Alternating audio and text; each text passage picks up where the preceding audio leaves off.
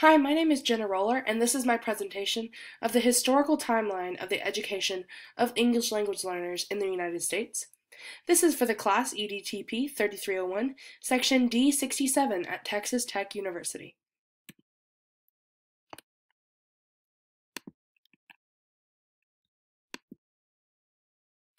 Before we jump right into my presentation, I just wanted to give you a little overview of how I split up the information in this presentation.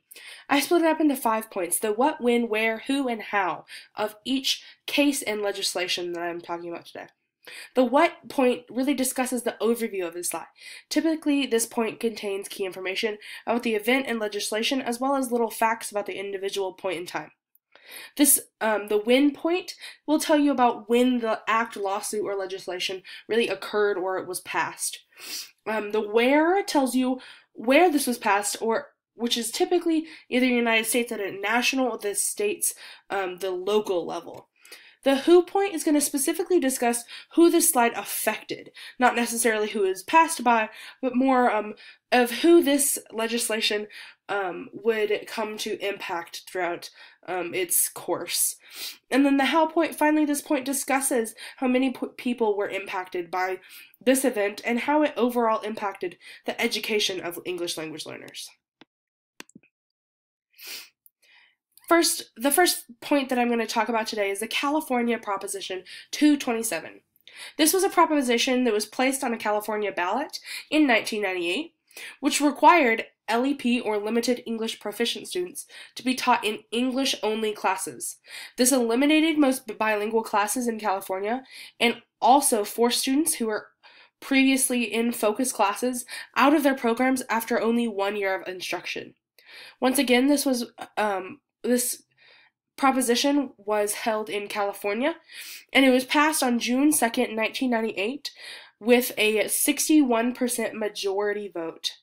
Overall, this proposition impacted all English language learners in the state of California, and this proposition really limited the education of these English language learners by removing them from their bilingual or special classes and forced these students into regular English courses, which they might not have been ready for. While there was a small decreases in performance in the gap between the native English speakers and English language learners, this proposition ultimately really impacted the education of English language learners in the state of California. The second topic I'm going to talk about today is the National Defense Education Act of 1958. This was the first official act towards advancements in subjects such as mathematics, science, and foreign languages. A little fun fact about this act is that it was passed at the same time that Sputnik launched. So there was really a pressure on the United States to further our advancements in education in these areas that would have affected our travel into space. And this act really, it attempted to improve and promote post-secondary education. It did this by providing loans and scholarships to students pursuing a teaching certification, focusing on many subjects such as foreign languages, sciences, and maths, just like I talked about it. Once again, this was a federal national level legislation that was passed in the United States, and it was passed on September 2nd, 1958. This act impacted many people, included but not limited to the students who were earning their teaching certificate and the English language learners who would be taught by these teachers in this time. This act overall impacted the education of English language learners because it was a huge step towards building the importance and focus on ESL education and really improving our mindset on this education and seeing that they do need these special resources just to further our education as a nation. This act was also very significant, and it began to change the way that we as a nation focused on English as a second language in our education. The next point I would like to talk about today is actually the Civil Rights Act of 1964. Now, this act was obviously very important for many different reasons, and it included many other aspects rather than just the education of English language learners, but we're not going to talk about that today. This act was a huge turning point in the history of the United States.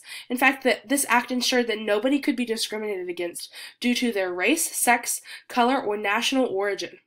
This act was very important to the education of English language learners because it banned students from being discriminated against in their schools where they were previously not getting the education that they need and the services that they need. Once again, this act was passed as a national level legislation in the United States, and it was passed on July 2nd, 1964. Like I said earlier, this act really impacted many different people. People of many ages, races, ethnic backgrounds, and religions were really impacted by this act. Due to its widespread impact, this act was really considered a pivotal point in American history. Overall, this act impacted not only the civil rights of students in the United States, but it also impacted the education of English language learners. The next point that I'm going to talk about today is the Elementary and Secondary Education Act of 1965. This act really put into place to fight against poverty and was to signify the United States commitment to equal access of education. This act was put into place by Lyndon B. Johnson. We'll talk about a couple other things that he did in his term, but this act was put into place on April 9th, 1965. So once again, since this was put into place by one of our presidents, this was a national level legislation in the United States. And this act affected many children who are students in the United States. By simply encouraging equal access to education, we as a nation ensured more students the opportunity to learn, whether they were English language learners or not.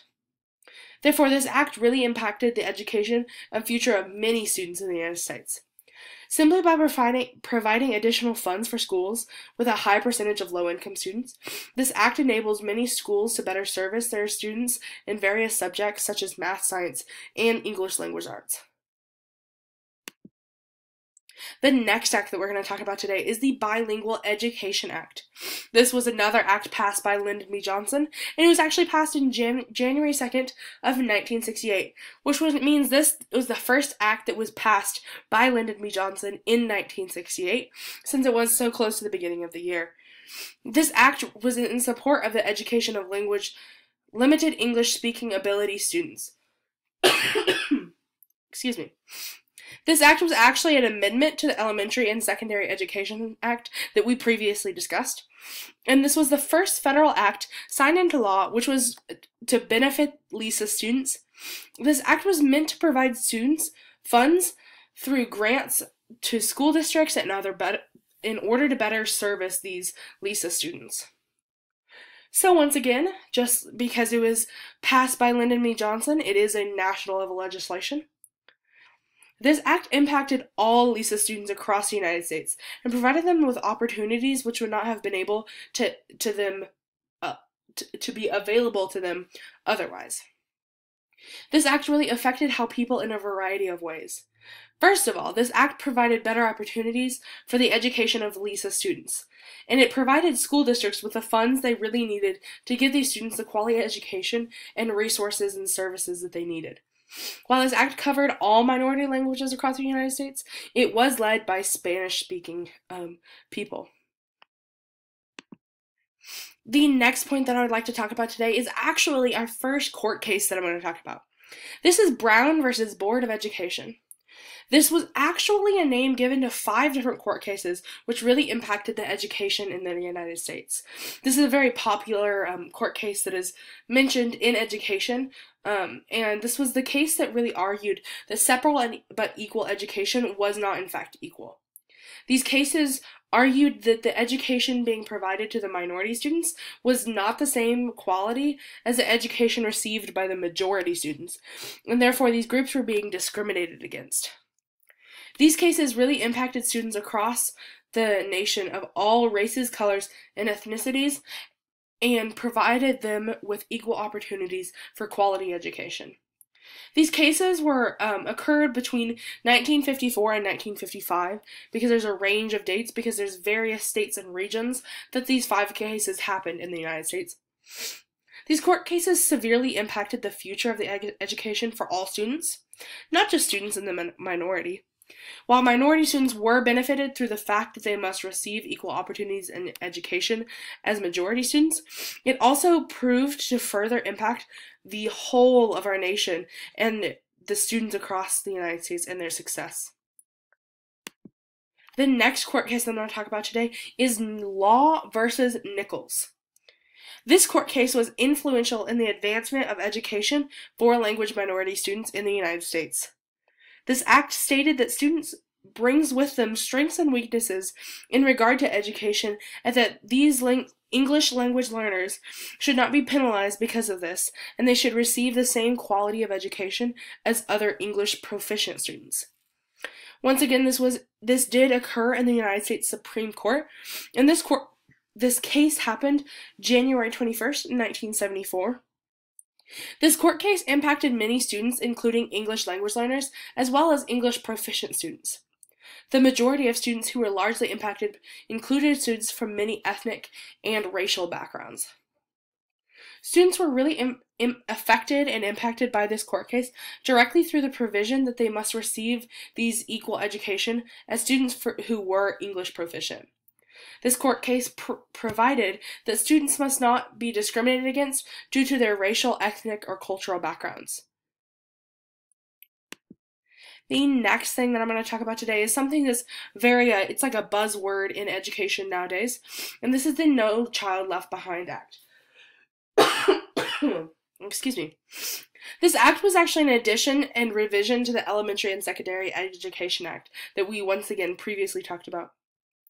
This act was brought underway by the Obama administration in 2001, and it really impacted many students across the United States. This act was meant to reauthorize the ESEA, which was the English and Secondary Education Act, across the United States in order to improve educational outcomes for all students across the nation. Once again, this was in the United States government as a national level legislation and really impacted students across the United States, not just English language learners. This act provided a reauthorization of the Elementary and Secondary Education Act, which impacted the accessibility and quality of equal education for the students affected by poverty. And the next court case that I'm going to talk about today is the Castaneda versus Pickard case. This was the next case after Law versus Nichols, which impacted the future of education of English language learners in the United States. This court case was filed by the parents of Mexican American students in Texas, and these parents believed that their children were being discriminated against due to their race or ethnicity. Once again, this case, it started in Texas and occurred in Texas, and it was held on August 17th, 1978. While this court case was overturned, it did not affect the education of English language learners. However, it did bring more awareness to these students' constitutional rights, which they might or might not have been withheld.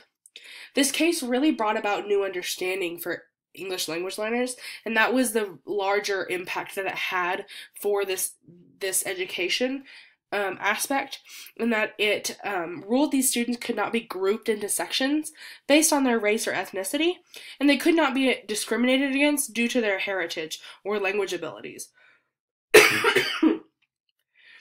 The result of this court case ruled that the students had not been deprived of any constitutional rights, and therefore it did not affect the education of the English language learners. However, it did bring more awareness to their educational rights and brought into more of light of their educational abilities and what they were being provided with. And finally, the last act that I'm going to talk about today is the Equal Education Opportunities Act of 1974. This was the federal act focusing on the treatment of special population students, such as students with disabilities or English language learners. This act really provided that staff, faculty, and students would not be discriminated against and would be given equal opportunities in school districts. So once again, this act occurred in the United States at a national level, and it happened in 1974. So as I said before, this act did not impact just the students, but it also impacted the staff and faculty in education, and it reinforced the idea that English language learners should be given proper accommodations to fit their needs. Students, staff, and faculty were impacted by this act because it maintained the idea that these people would not be discriminated against in the educational setting in the United States, which therefore allowed more accommodations for English language learners. And here are my citations. I just want to thank you for listening to me today, and I hope you really enjoyed this presentation about the historical timeline of education of English language learners.